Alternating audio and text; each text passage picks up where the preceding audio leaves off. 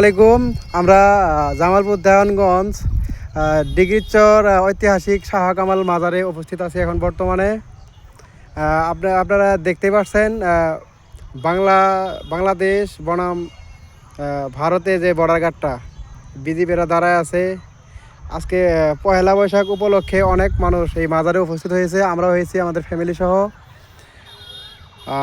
দেখেন, আপনারা উপভোগ করেন এবং যদি দেখার ইচ্ছা থাকে কখনো আপনারা আসবেন ডিগ্রিচর মাজারে মানত করার জন্য। এখানে মানুষ আসে প্রত্যেক বৃহস্পতিবার এবং রবিবারে। এখানে মানুষ মানত করে এই শাহ কামালের হযরত শাহ কামালের উসিলা করে অনেকে এখানে অনেক কিছু পায়, যার কারণে এখানে মানুষ এসে সিন্ডি করে। অনেক মানুষ দেখতে পাচ্ছেন আজকে পহেলা বৈশাখ উপলক্ষে এবং আমাদের ঈদের যে ছুটির কালীন ঢাকায় অনেক লোক এখানে উপস্থিত।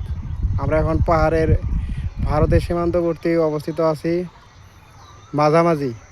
দেখতেই পাচ্ছেন কত মানুষ।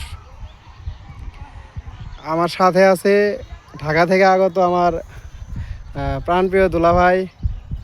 হ্যাঁ, দেখতে পাচ্ছেন অনেক দিন পরে উনি মাজারে আসছে, অনেক শখ করে, অনেক আশা মনে আশা এসে অনেক আনন্দ খুশি উপভোগ করতেছে।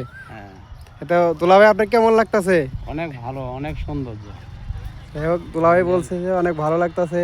এখানে কি কি দেখতে পারতেছেন? আদি যুগের এই তোমার মাজারটা অনেক বাপ দাদা রাও বলে গেছে যে এটা শাহ কামালের মাজার। আমরা এই মাজারে এসে মান্নত করি।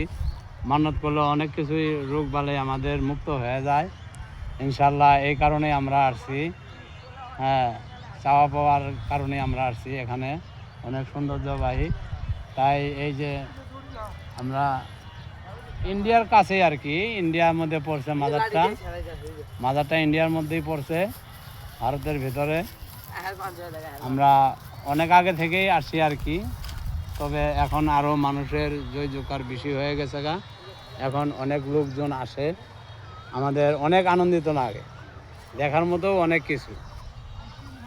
এই তো আর কি, দেখার মতো অনেক কিছু। আমরা শুনছি যে অনেক আগের কথা, এখানে একটা পুকুর ছিল, পুকুরে যা পাওয়া গেছে আছে, ওই জায়গায় আছে, মাজারের পাশে আছে, কিন্তু আমাকে বাংলাতে নাই, ভারতের ভেতরেই আছে।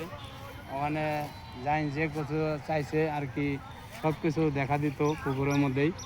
হান্ডি পাতিল টাতিল পানি পুনি যা কিছু চাইছে পুকুরের থেকে পাওয়া গেছে, কিন্তু এখন আর পাওয়া যায় না। তারপরও আমরা তো ইন্ডিয়ার ভিতরে যাই না, আর আমরা দেখতেও পারি না। আমরা বাংলাদেশে থেকেই সব কিছু করি আর কি। দর্শক, অনেক অনেক ধন্যবাদ। আপনারা আসবেন, দেখবেন। হ্যাঁ, আমরা যতটুকু পারি আপনাদের দেখাই দিলাম। তো আসলে অনেক ভালো লাগবো। তো আল্লাহ হাফেজ, ভালো থাকেন সবাই। আসসালামু আলাইকুম।